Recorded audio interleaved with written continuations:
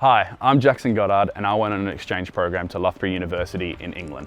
Let me show you how to go abroad as part of your degree. At Curtin, you can go overseas as part of your degree through exchange programs, short-term programs like summer and winter schools, study tours, or even internships.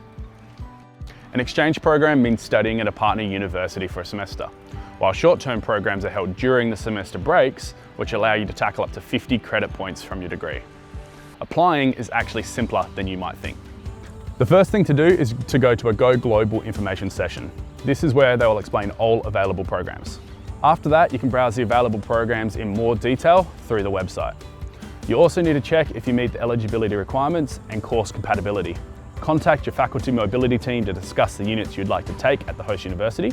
You'll need to document your units in an SPP. Once you have submitted your approved study plan, passport and application, the Go Global team will assess your application and nominate you to your host university.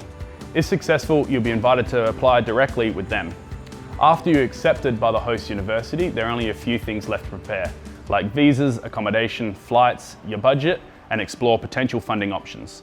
It sounds like a lot, but you'll get guidance throughout the whole process. Before you go, you're required to attend the pre-departure session. This session aims to prepare you for your overseas program and, if lucky, also meet with other students who are going to the same destination as you. When all things are arranged, you are ready to go. You'll attend classes, but also have time to explore, travel and meet new friends. During my exchange program, I travelled to watch my team play, explored nearby cities and even nearby countries. England is a lot closer to other places than Perth is.